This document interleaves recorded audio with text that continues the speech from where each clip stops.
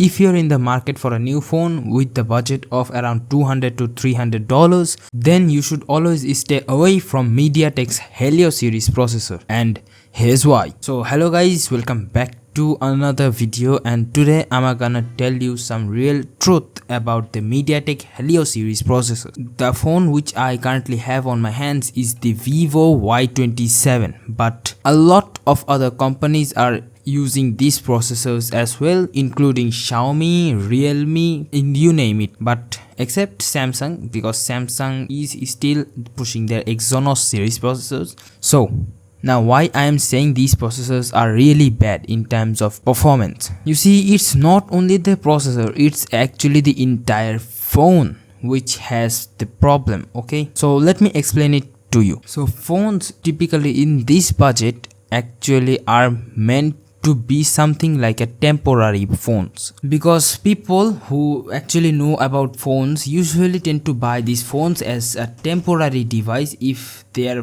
main phone gets damaged, or if their main phone is just not available at the time, so they just buy these phones, use it temporarily just for basic purposes. But over here in Asian side, especially India, Bangladesh, Nepal, Pakistan, on these countries the phone market is a little bit different compared to countries like USA or Canada, where people would go for a flagship. People of these countries usually tend to stay at $200 to $300 for their phones. That's why people of these countries usually get scammed by these phones. Now you might say, okay, I'm telling a lot of bad things about these phones. Actually, what are the caveats of these phones? Let me tell you one by one. Now the chipset is the main thing. This chipset will look very promising. The Helio G85, the Helio G99, but trust me bro, the optimization is super bad. I'm not kidding, super bad. So I've been using this phone, the Vivo Y27, for gaming for the last 2-3 months or something like that, and for some reason they chose not to give us a proper gyro support. I don't know why Vivo you have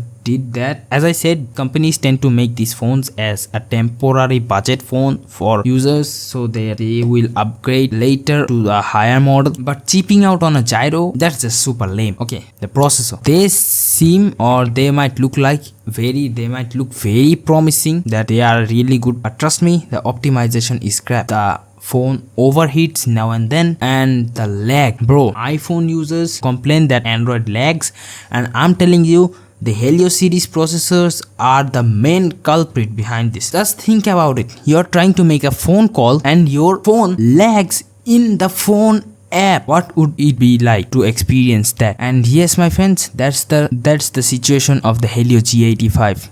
Now I haven't experienced any phone with the Helio G200 or 100, but as their smaller brother is that bad, like I have low expectations for them as well. Now they might be good, they might be optimized, but man, I don't think they are value for money anymore, because Helio G200 processors are actually coming in phones that are well over $200. And the heating, Snapdragon 8888 8 Gen 1 heats. They heat, they lag, but if you can control their temperature, they work fine. This phone, it will heat just like other phone, but it will lag more than any other phone. It is the same for every one of these, like the Helio G85, the Helio G81, the Helio G99, you name it. Every one of these processors, even in such scenarios where other phones just fly in the same budget spectrum, obviously. Now not every brand does the same thing, especially not Infinix, like one of the most OG brands I have ever seen currently in the market. They are releasing phones with the Helio G100 and 200 processors, but man, those phones are good. From the display to the build quality, they are pretty solid. If you are willing to get one of Infinix phones, you will be just fine. But remember, try to get models after Infinix Hot 50 or the Note 50 series, because the Note 30 or 40 series, well,